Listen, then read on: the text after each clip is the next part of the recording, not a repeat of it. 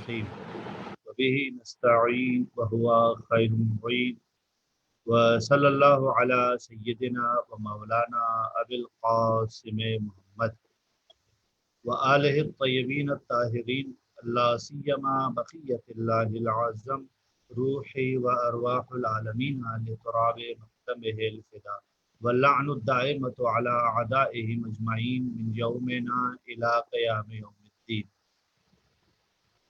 اما بعد فقد قال الله تبارك وتعالى في محكم كتابه المجيد ومتقن كلامه المبين وقوله الحق بسم الله الرحمن الرحيم واحلل عقدة من لساني يفقهوا قولي. درود پڑھ دیجیے گا محمد وآل محمد کی شان.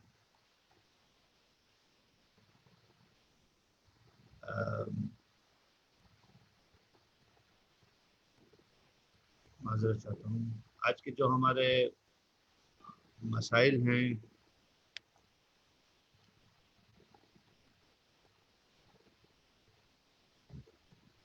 وہ کھانے پینے کے آداب کے بارے میں ہیں. تو اس کے متفرق مسائل کے حوالے سے جو آداب بیان کیے گئے ہیں ان کو بیان کیا جائے گا آج کی گفتگو میں. لیکن مقدمتاً ایک بات ذہنوں میں رہے کہ ہمارے یہاں پر آیت اللہ سیستانی کی نگاہ میں کیونکہ بہت سارے مستحبات ایسے ہیں کہ جن کا استحباب ثابت نہیں ہے. اس کے بارے میں کلی فتویٰ آغا سیستانی دے کر آ چکے ہیں تقلید کے چکر میں کہ ان کے اوپر آپ رجائے مطلوبیت کی نیت سے عمل کرنے میں کوئی حرج نہیں ہے. لہذا عام طور پر مستحبات کے بارے میں جب ہم تعبیرات پڑھتے ہیں آغا سیستانی کی تھوڑی سی وہ ایک ڈفرینٹ تعبیر ہوتی ہے. مثال کے طور پر ایسی جگہ پر چونکہ ان کے نزدیک استحباب ثابت نہیں ہے اور علماء نے اس کے استحباب کے بارے میں فتویٰ دے رکھا ہے تو آیت اللہ سیستانی کا جملہ نارملی ایسے ہوتا ہے کہ علماء نے یہ چیزیں مستحب قرار دی ہیں یا یہ چیزیں جو ہے وہ مستحب قرار دی گئی ہیں, یہ چیزیں جو ہے وہ بہتر قرار دی گئی ہیں, یہ چیزیں مذموم قرار دی گئی ہیں. اس کے پیچھے وجہ وہی ہے چونکہ ان کے یہاں پر استحباب ثابت نہیں ہے لیکن چونکہ قدیم الایام سے علماء یہ فتویٰ دیتے ہوئے چلے آ رہے ہیں لہٰذا آیت اللہ سیستانی نے بھی اس کو ذکر کیا ہے لیکن تعبیر کو تھوڑا سا ڈفرینٹ کر دیا ہے. لہٰذا مقلدین جو ہے وہ ان مستحبات کو جو بیان کیے جاتے ہیں آغا سیستانی کی خصوصیت سے وہ رجائے مطلوبیت کی نیت سے ان مستحبات کو انجام دیں گے. تو کھانے پینے کے آداب میں سب سے پہلا جو عنوان ہے کھانا کھانے میں کچھ چیزیں مستحب شمار کی گئی ہیں. یہ آپ دیکھ رہے ہیں نا مستحب شمار کی گئی ہیں, یہ اشارہ ہے اسی مطلب کے طرف. پہلی چیز جو مستحب قرار دی ہے کھانا کھانے سے پہلے دونوں ہاتھوں کو دھوئے. کھانا سے پہلے دونوں ہاتھوں کا دھونا مستحب ہے.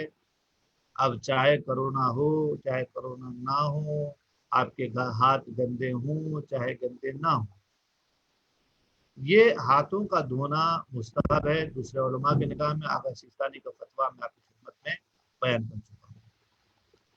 دوسرا مستحب یہ ہے کھانا کھانے سے پہلے دونوں ہاتھوں کو دھوئے اور دوسرا مستحب یہ ہے کہ کھانا کھانے کے بعد ہاتھوں کو دھوئے اور رومال سے خشک کریں. رومال سے یعنی کوئی ایسی چیز جو خشک کرنے والی ہے اس سے آپ اسے خشک کریں, لیکن ہوا سے خشک نہیں کرنا ہے, کسی چیز میں پہنچنا ہے اسے.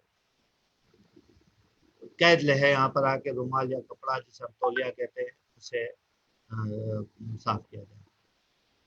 تیسرا مستحب میزبان سب سے پہلے غذا کھانا شروع کرے اور سب کے بعد غذا سے ہاتھ کھینچے.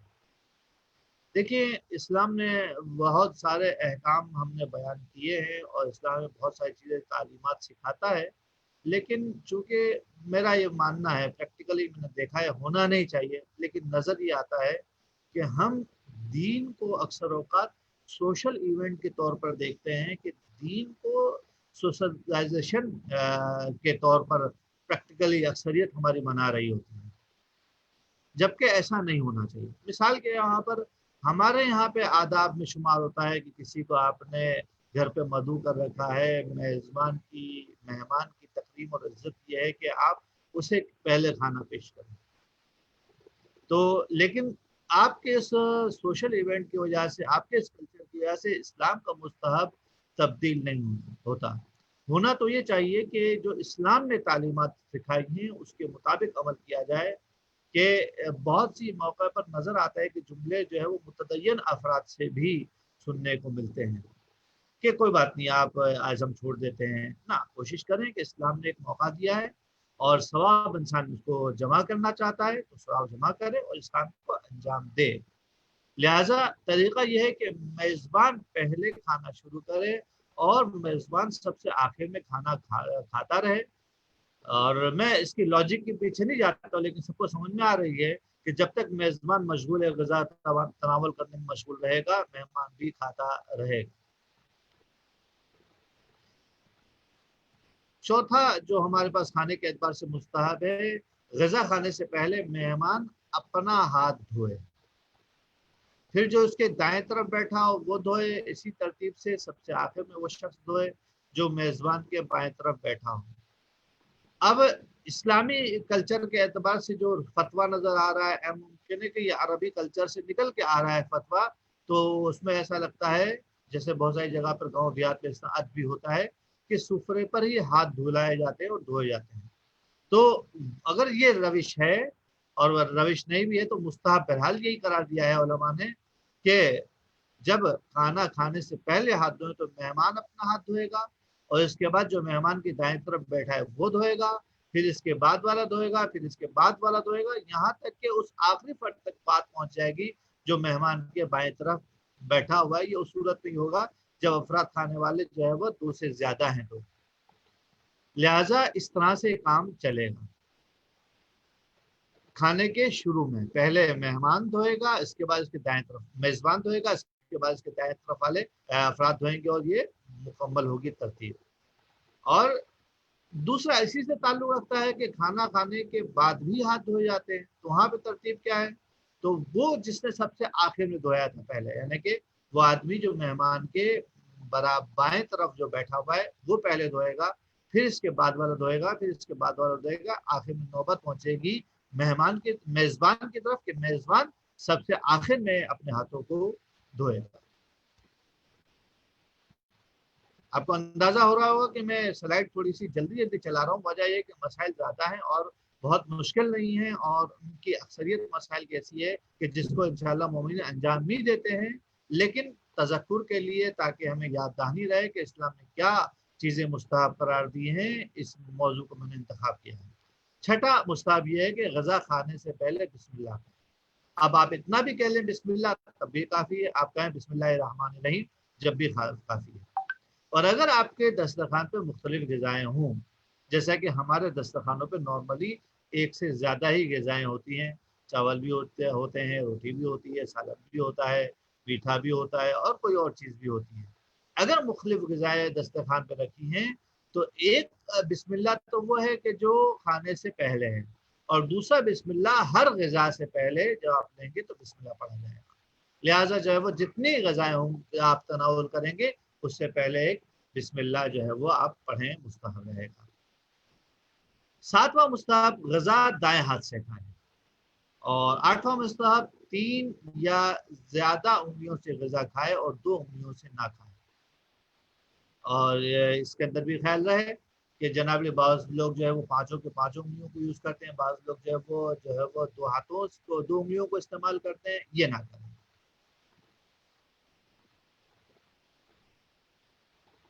9واں مستحب یہ ہے کہ اگر ایک سفرے پر، ایک دسترخوان پر کچھ لوگ بیٹھے ہوئے ہوں تو ہر شخص وہ چیز تناول فرمائے جو اس کے آگے رکھی ہوئی ہے۔ اب اس کو عام طور پر لوگ جو ہے وہ ملاحظہ کرتے ہیں، جناب علی کس چیز کے لیے ملاحظہ کرتے ہیں کہ تھال میں کھا رہے ہیں، نہیں تھال میں نہیں، آپ پلیٹوں میں بھی کھا رہے ہیں، اور بعض غذائیں بعض مخصوص لوگوں کے لیے رکھی ہوئی ہیں تو وہ آپ نہ کھائیں، جو مشترک ہیں جو سب کے لیے رکھی ہوئی ہیں آپ کے سامنے رکھی ہوئی ہیں اس میں سے کھائیں۔ کھانے کے دوران جو ہے وہ چھوٹے لقمے اٹھائے جائیں، یہ 10واں مستحب ہے۔ 11واں ہے کہ انسان دسترخوان پہ زیادہ بیٹھے اور غذا کھانے کو طول دے۔ ہمارے یہاں پر جو ہے وہ انتہائی مختصر کام سمجھا جاتا ہے، غذا کھانا، غذا کے مقدمات زیادہ فراہم کیے جاتے ہیں، لیکن جناب علی جو ہے وہ جلدی سے لوگ کوشش کرتے ہیں کہ سفرے سے اور دسترخوان سے اٹھ جائیں۔ لہٰذا مستحب یہاں پر یہ ہے کہ دسترخوان پر زیادہ بیٹھے اور غذا کھانے کو طول دے. زیادہ غذا کھانے کی بات نہیں ہو رہی ہے بلکہ جناب لی ٹائم اس پر زیادہ خرچ کریں اور اسی طریقے سے غذا کو اچھی طرح سے چبائیں کیونکہ جب چبائے گا تو الٹیمیٹلی اس کا کھانے کا ڈیوریشن بھی بڑھ جائے گا. اب کچھ مستحبات ہیں غذا کھانے کے بعد کے. 13واں یہاں پہ مستحب یہ کہ غذا کھانے کے بعد اللہ تعالیٰ کی تعریف کرے, اللہ تعالیٰ کی حمد کرے. پہلے بھی آپ کی خدمت میں عرض کر چکا ہوں, یہ حمد کرنا اور تعریف کرنا یہ لفظوں کا کھیل نہیں ہے. یعنی کہ آدمی پہلے مرحلے میں ریکگنائز کریں کہ پروردگار عالم نے مجھے نعمتیں دی ہیں, میں اس کا اہل نہیں تھا, یہ پروردگار عالم کا احسان ہے کہ اس کو مجھے یہ نعمتیں دی ہیں اور میں نے اس کی نعمتوں سے استفادہ کیا ہے. جب یہ انسان احساس کرے گا تو خود بخود تعظیم میں پروردگار کے خاطر جو الفاظ ادا کرے گا انہی الفاظ کو تعریف کہا جاتا ہے پروردگار عالم کی, یا اسے حمد کہا جاتا ہے. کھانے کے بعد انگلیوں کو چاٹے. اور 15واں مستحب یہ ہے کہ غذا کھانے کے بعد دانتوں میں خلال کریں. ٹھیک ہے, ٹوتھ پک کا استعمال کریں لیکن ریحان کی لکڑی, ریحان جسے ہمارے یہاں پر مروا بھی کہا جاتا ہے, اس کی لکڑی سے خلال نہ کریں. انار کی شاخ سے یا انار کے کانٹوں سے خلال نہ کریں. حسیر جو ہوتی ہے جس کی چٹائی بنی ہوئی ہوتی ہے اس سے خلال نہ کریں. اور کھجور کے پتوں سے بھی خلال نہ کریں. ریحان مروا جسے کہا جاتا ہے, انار کی شاخ کراچی والوں کے لیے مبتلا بہ نہیں ہے, حسیر چٹائی ہے, اور کھجور کے پتوں. تقریباً یہ چیزیں مبتلا بہ نہیں, لیکن معلوم رہے کہ ان چیزوں سے جب منع کیا گیا ہے کہ خلال کو نہ کیا جائے. بس کھانا کھانے کے بعد خلال کرنا مستحب قرار دیا گیا ہے, جسے آپ کہتے ہیں کہ برش کرنا. ہمارے یہاں ہمیشہ جو ہے ایک عجیب سی چیز تعلیم دی گئی ہے کہ صبح برش کرو رات برش کرو, جبکہ اسلامی تعلیمات یہ ہے کہ کھانے کے بعد خلال کرو. یعنی وہی آپ جو برش کرتے ہیں, جو دانت صاف کرتے ہیں, وہ حکم ہے کھانا کھانے کے بعد کا.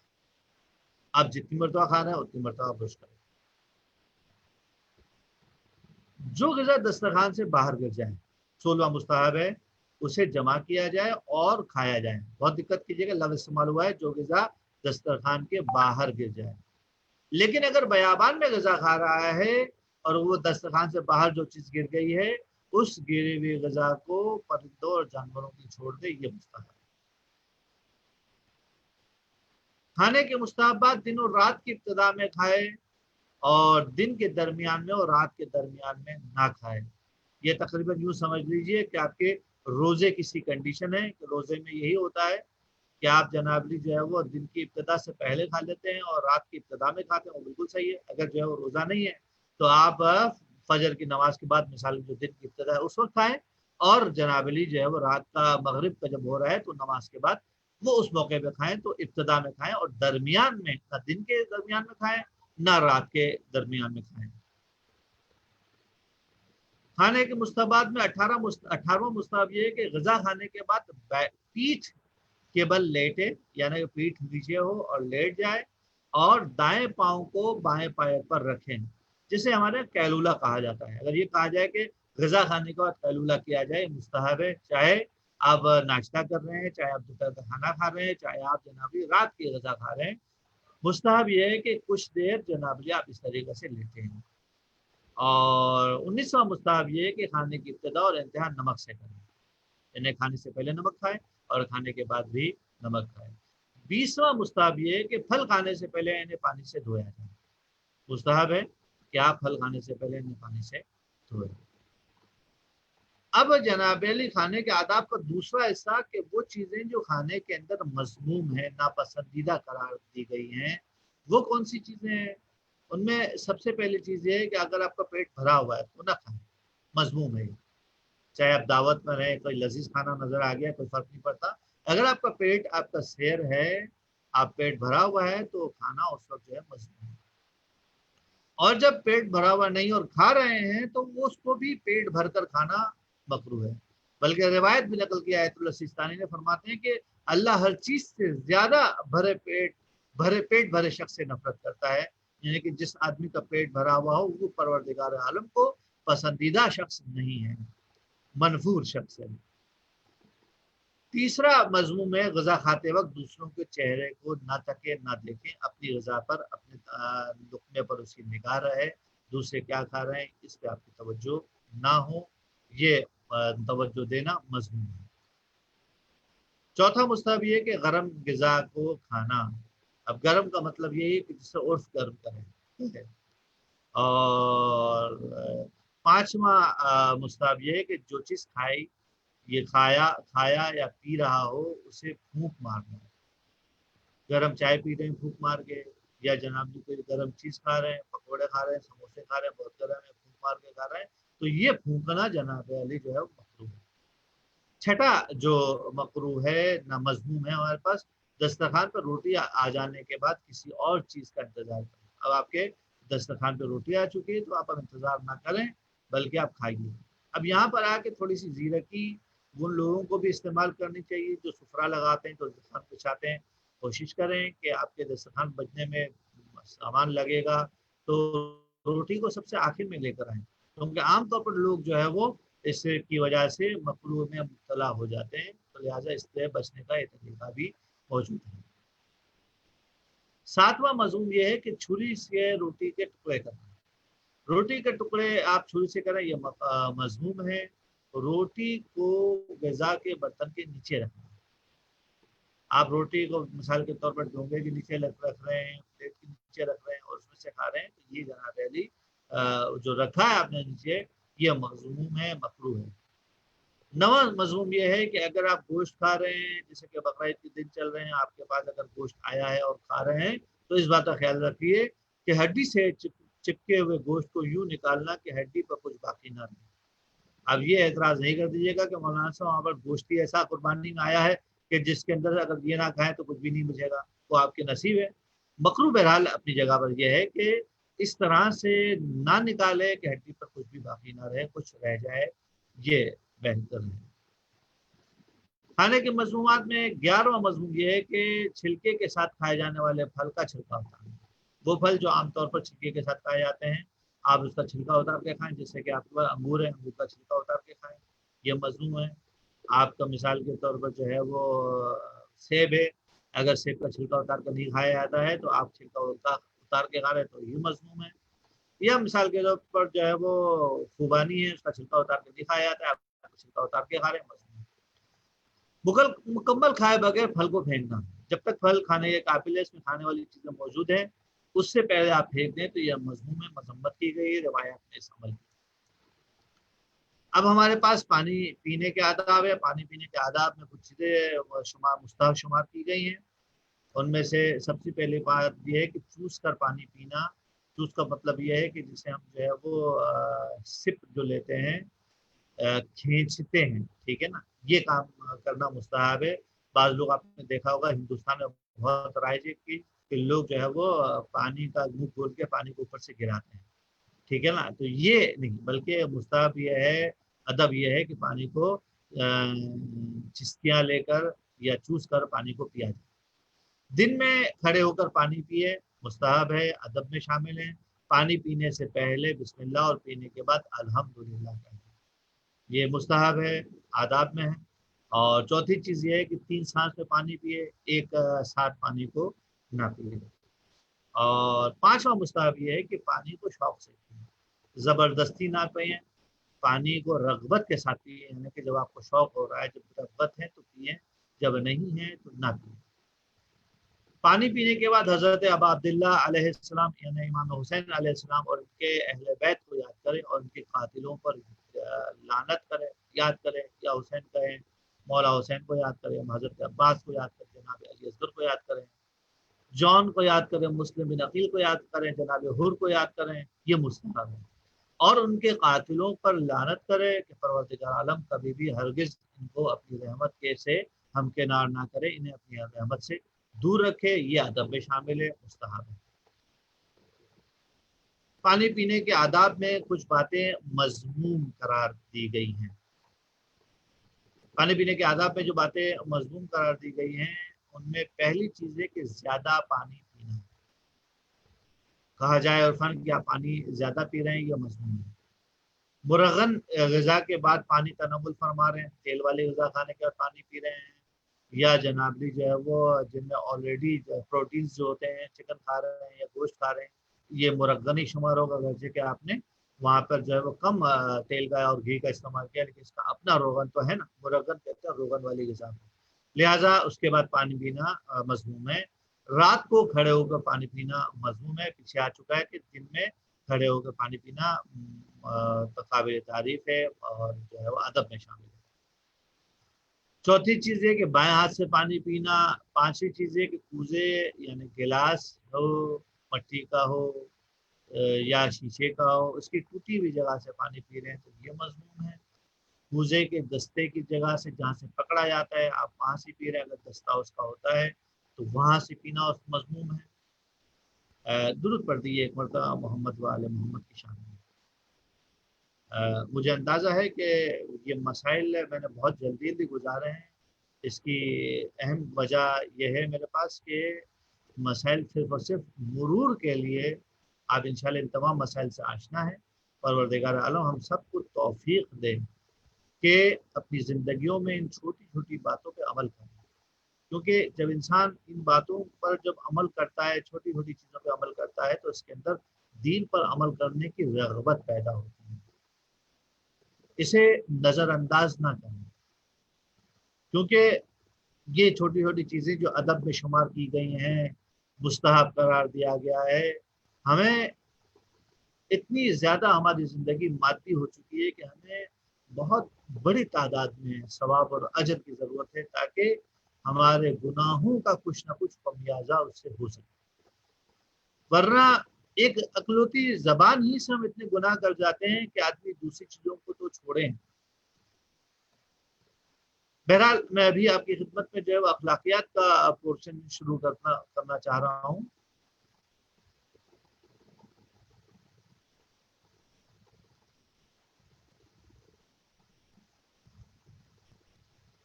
قرآن مجید کی سورہ مبارک بلد کی اس آیت کو میں نے آپ کی خدمت میں لکھ رکھا ہے سرنامے میں، اگرچہ کی بعد والی آیت کی تلاوت کی تھی، لیکن اس آیت کو متوجہ ہوں کیا آیت کہنا چاہ رہی ہے۔ پروردگار عالم سورہ بلد کی آیت نمبر 8 اور آیت نمبر 9 میں انسان کو اپنی نعمتیں بتا رہا ہے، گنوا رہا ہے، اور کہہ رہا ہے کہ علم نجعل لہ عینین، کہ ہم نے انسان کو دو آنکھیں نہیں دی، وَلِسَانًا ایک زبان، وشفتین اور دو ہونٹ نہیں دی۔ پروردگار عالم انسان کو جب نعمتیں شمار کرواتا ہے، نعمتیں گنواتا ہے، حقیقت میں یہ اشارہ ہے کہ دیکھو ان نعمتوں کے بغیر تم کتنے ادھورے ہو۔ ان لوگوں سے پوچھو کہ جن کے پاس آنکھ نہیں ہے، ان کی دنیا کتنی تاریک ہے۔ ان لوگوں سے پوچھو کہ جن کے پاس زبان نہیں ہے، وہ کتنا کرب اور تکلیف محسوس کرتے ہیں جب لوگوں کو اپنا ما فی الضمیر نہیں بیان کر پاتے۔ پروردگار عالم نے انسان کو یہ یہاں پر دو نعمتیں اگر یوں کہوں، کیا پروردگار عالم نے تمہیں دو آنکھیں اور ایک زبان اور دو ہونٹ نہیں دی؟ یہ حقیقت میں انسان کو پروردگار عالم نے جو نعمت دے رکھی ہے، اس نعمت کی طرف جناب علی اشارہ ہے۔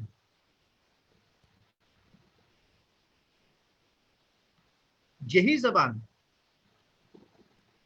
جس کی ہم بات کر رہے ہیں، اگر انسان اس پر کنٹرول رکھتا ہو، مہارت رکھتا ہو، کہاں بولنا ہے اور کہاں نہیں بولنا، ایک مطلب ہے کیا بولنا ہے اور کیا نہیں بولنا، دو مطلب،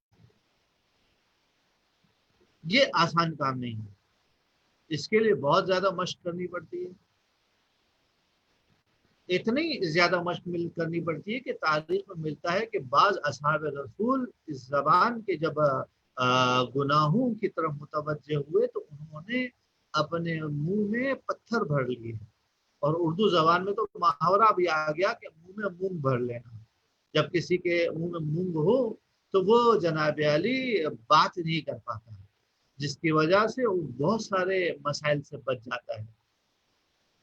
لہذا زبان کو کنٹرول میں لانا، کہاں بولنا ہے کہاں نہیں بولنا، اور کیا بولنا ہے کیا نہیں بولنا، اس میں زمین کا آسمان فرق پڑتا ہے۔ اور یہاں پر بھی کیا بولنا ہے تو اس کو کس طریقے سے بولنا ہے، یہ بھی بڑی اہم ترین بات ہے۔ فی زمانے نہ حاضہ، ہمارے زمانے میں جو بڑا ہنر ہماری نوجوان نسلوں کو سکھا دیا گیا ہے یا سکھایا جا رہا ہے، وہ یہ سیکھ چکے ہیں کہ جنابلی بول دینا کمال ہے۔ نہیں، کس نے کہہ دیا کہ بول دینا کمال ہے؟ بول دینا کمال نہیں ہے، بلکہ اس بات کو اس کے مقام پر اور اس طریقے سے کہنا کہ جناب علی آپ کو یا کسی اور کو نقصان نہ ہو، یہ کمال ہے۔ تاریخ میں ایک داستان ملتی ہے کہ جب ایک بادشاہ نے خواب دیکھا، جب خواب کو بیان کیا اس نے اس شخص کے سامنے جو خواب کی تعبیر بیان کرتا تھا، پہلے شخص کو جب یہ بیان کیا تو اس نے یہ کہا کہ آپ کی خواب کی تعبیر یہ ہے کہ آپ کے سارے رشتے دار مر جائیں گے۔ بادشاہ نے اس کو اٹھا کر جیل میں ڈال دیا۔ دوسرے سے تعبیر پوچھی، تم بتاؤ، تو اس نے کہا کہ آپ اپنے رشتے داروں میں سب سے آخر میں مریں گے۔ بات تو ایک ہی کہی ہے دونوں نے، دونوں افراد نے بات ایک ہی کہہ رکھی ہے، کوئی فرق نہیں ہے دونوں میں، ٹھیک ہے نا۔ جب دونوں ایک ہی بات کہہ رہے ہیں لیکن آپ خود بخوبی اس کو سمجھ پا رہے ہیں کہ دونوں کی باتوں میں کوئی فرق نہیں ہے، فرق تاثیر کا ہے۔ ایک کی تاثیر یہ ہوئی کہ وہ زندان میں پہنچ گیا، اور دوسرے کی تاثیر یہ ہوئی کہ بادشاہ نے اس کو انعام اور اکرام سے نواز دیا۔ تو اہم نہیں ہے کہ آپ حق بول دیتے ہیں، آپ اہم یہ ہے کہ حق کس طریقے سے بولتے ہیں، کیا آپ کے بولنے کے نتیجے میں سدھار، بہتری واقع ہوتی ہے یا نہیں۔ مثال کے طور پر ہر انسان کے زندگی کا اپنا ایک لائف سٹائل ہے، اپنے طریقے سے جیتا ہے وہ، اور جب نوجوان نسل اپنے والدین کے لائف سٹائل کو دیکھتی ہے تو ان کی خامیوں پر اس کی نگاہ ہوتی ہے، وہ اپنے حساب سے آئیڈیولوجی میں مبتلا ہو کے ایک اپنے لیے اساس بناتے ہیں کہ ہم اپنی زندگی میں یہ کام نہیں کریں گے، ہم اپنی زندگی میں کام نہیں کریں گے، اور جب انہیں والدین کے اس طریقے کو پسند نہیں آتا تو اس کو بیان بھی کر دیتے ہیں۔ سوال یہ ہے کہ آپ کے والدین میں جو کمی دیکھ رہے ہیں، جو خامی دیکھ رہے ہیں، سوال یہ ہے کیا آپ کا اتنا تجربہ ہے کہ انہیں آپ اس کی طرف جو رہنمائی کر سکیں، اور آپ میں کیا اتنی ضرورت ہے کہ آپ ان کی دل آزاری کا باعث بنیں۔ بالکل یہی بات بچوں کی نسبت سے والدین کی بھی بنتی ہے کہ بچے نے کوئی کام کیا ہے، اس نے کریٹیوٹی دکھائی ہے، ممکن ہے کہ بہت سود مند نہ ہو، فائدہ مند نہ ہو، لیکن کیا یہاں پہ مذمت بند کرنے کا مقام بنتا ہے؟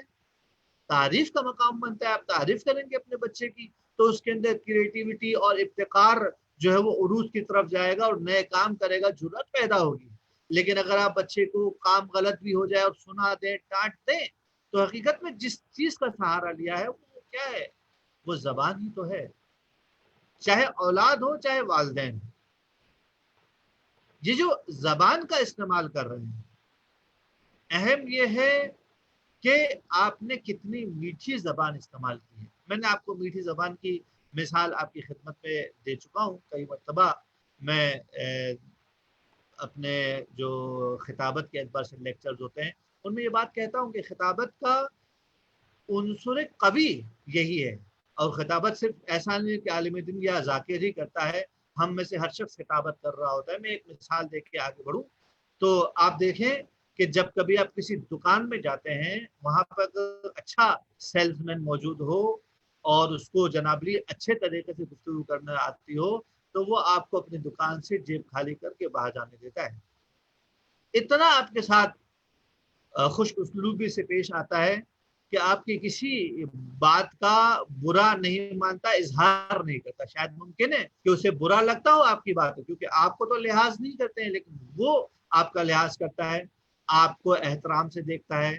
آپ مثال کی تو یہ چیز نہیں دوسری چیز دکھاتا ہے، دوسری چیز نہیں تیسری دکھاتا ہے، آپ سے کنورزیشن کرتا ہے، لیکن اس سارے معاملے میں وہ کوشش کرتا ہے کہ آپ کو خوش اسلوبی سے پیش آئے۔ یہ خوش اسلوبی اس کے پاس کیا چیز ہے؟ اس کی زبان ہے. وہ زبان جو استعمال کی ہے، جس طریقے سے اس نے استعمال کی ہے، وہی حقیقت میں اس کی وجہ سے اس نے آپ کو مفت میں خرید لیا، اور مفت میں خرید لینے کے بعد آپ کی جیب خالی کر لے گا. آپ سے جتنا تصور کر سکتا ہے آپ سے خریداری کروائے گا، اور جب آپ اس دکان سے نکلیں گے تو آپ اس کو تھینک یو شکریہ کہہ کر بھی جائیں گے.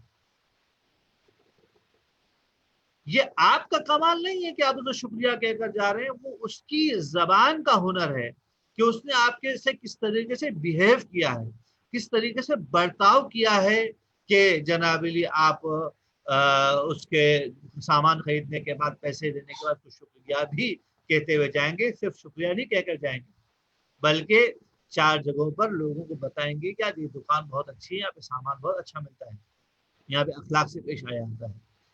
یعنی کہ جس چیز کو ہم اخلاق اور اخلاقیات کہتے ہیں، اس اخلاق اور اخلاقیات کا بہت بڑا حصہ، عرفی اخلاق کی بات کروں تو اس کا 90% حصہ مشتمل ہے زبان کے استعمال پر، کہ آپ نے زبان کیسے استعمال کی ہے.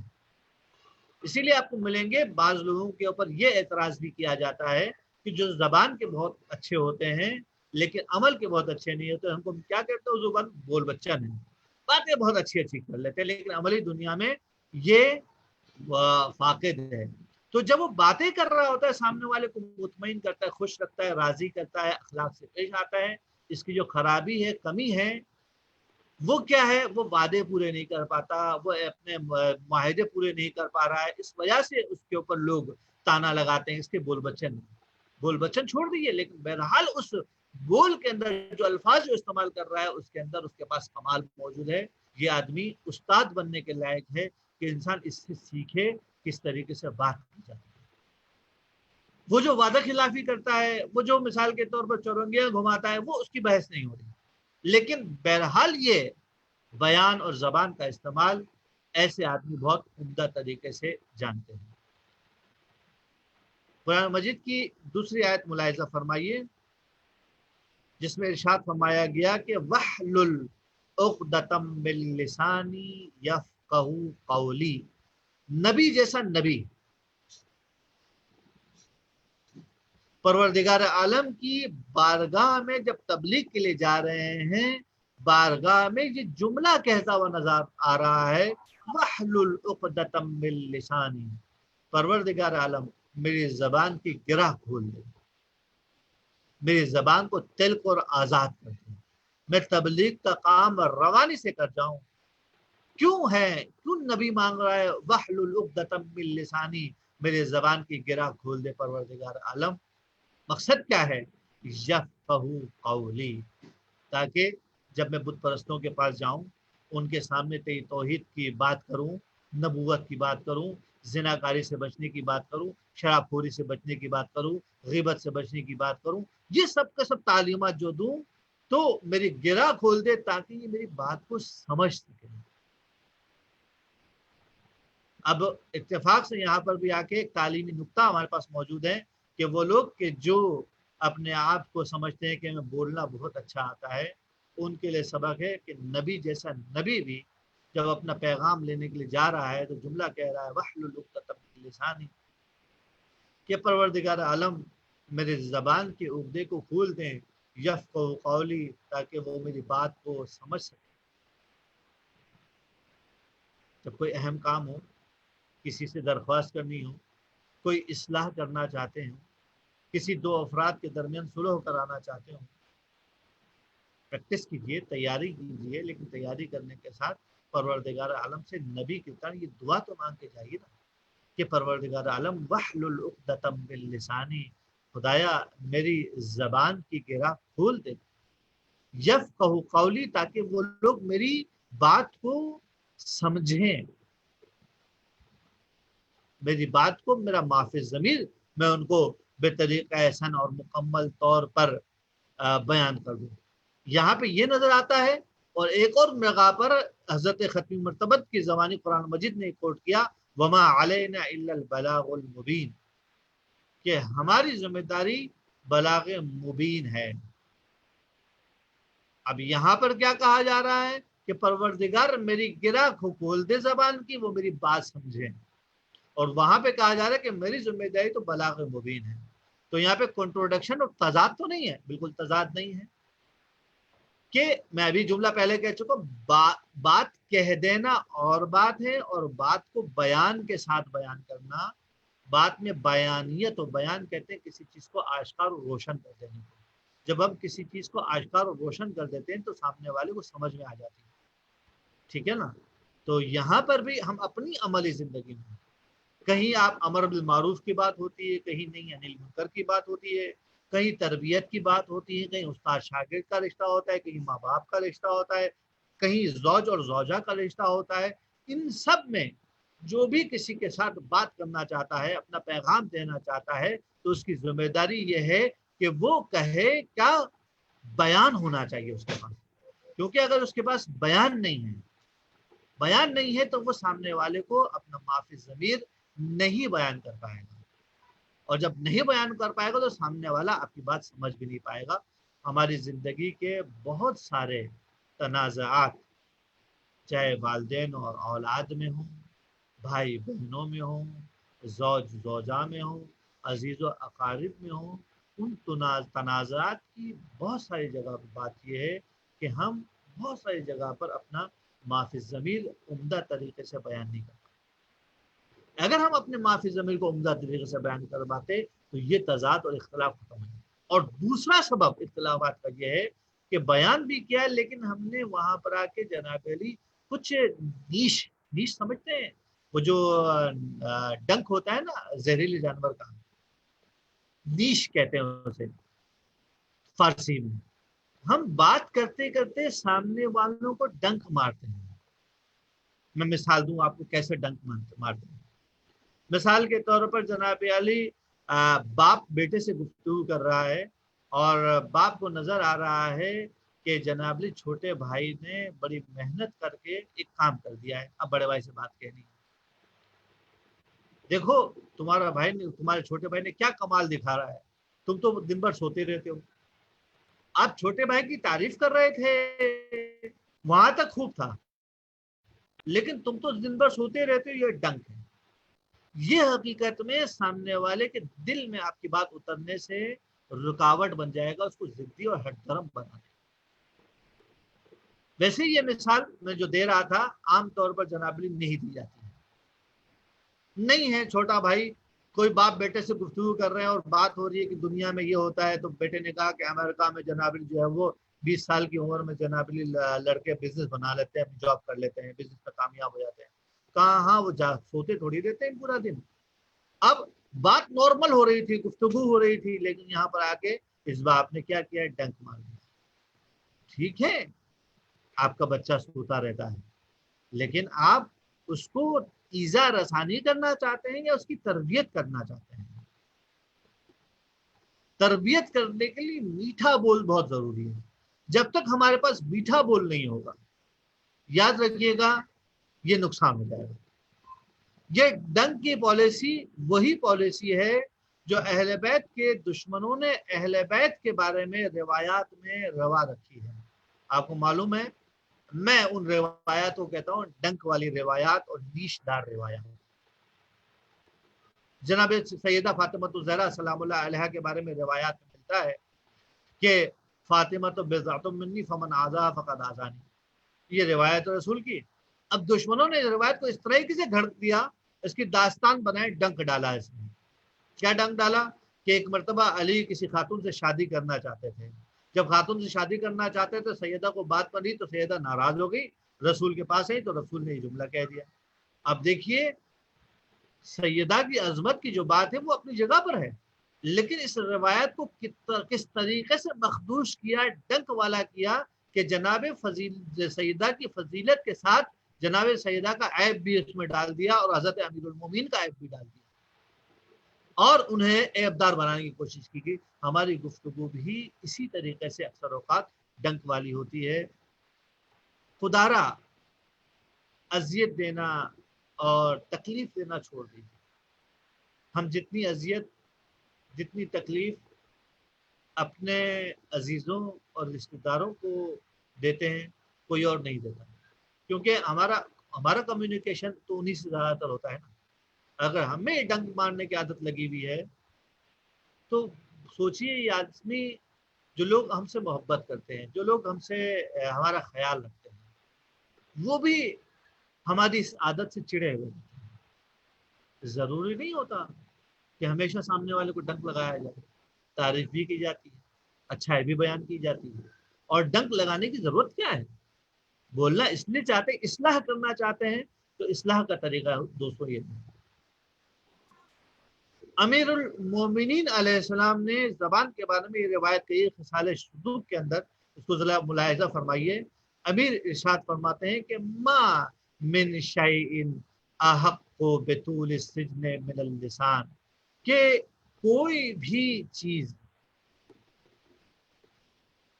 جتنی بھی چیزیں ہیں ان ساری چیزوں میں سے زبان ایک ایسی واحد چیز ہے جو سب سے زیادہ اس بات کی مستحق ہے اسے لمبے عرصے تک قید میں رکھا جائے.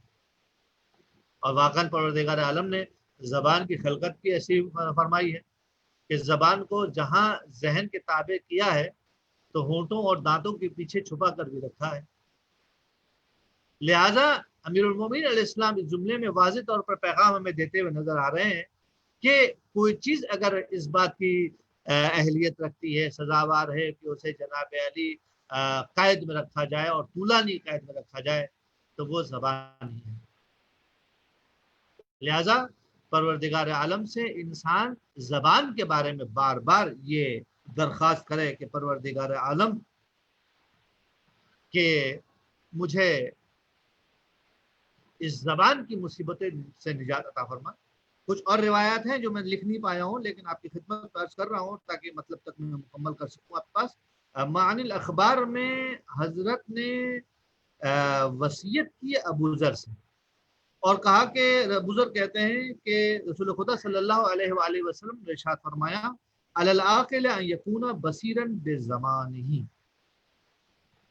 عقل مند اور عاقل کے لیے سزاوار ہے کہ وہ اپنے زمانے کو خوب سمجھتا ہو. مقبلا علی شأنہ، اور اپنی شان کی طرف استقبال کرتا ہو، اپنی شان کی طرف جاتا ہو. حافظا للسانہ، اور اپنی زبان کا محافظ ہو. تین وصیتیں کی ہیں کہ اپنے زمانے سے آشنا ہو، اپنی شان کی طرف بڑھتا ہو اور اپنی زبان کا محافظ ہو. کیوں؟ فَإِنَّ مَنْ حَسِبَ كَلَامَهُ مِنْ عَمَلِهِ قَلَّ طَلَعُهُ إِلَّا فِي مَا يَعْنِيهِ،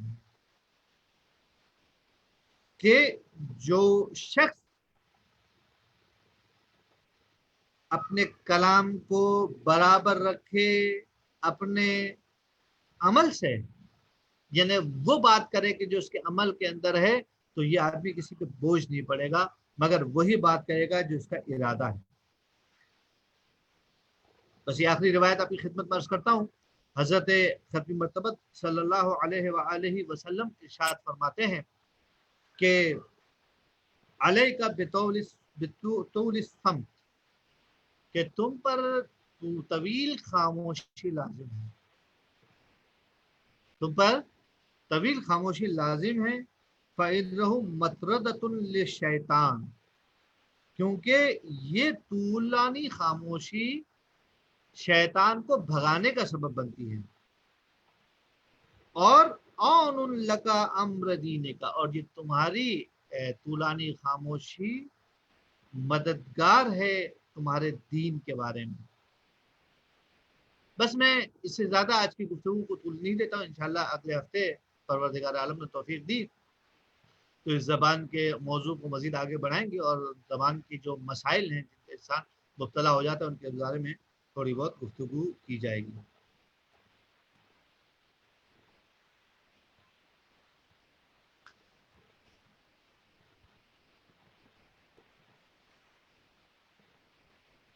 پچھلے ہفتے اور اس سے پچھلے ہفتے کے دونوں کے مقابلوں کا اناؤنسمنٹ ہے ہمارے پاس. پچھلا ہفتہ جو تھا اس کے اندر جو ہے وہ یہ پہلا ہفتہ جو تھا، یعنی 2 ہفتے پہلے کی بات ہو رہی ہے.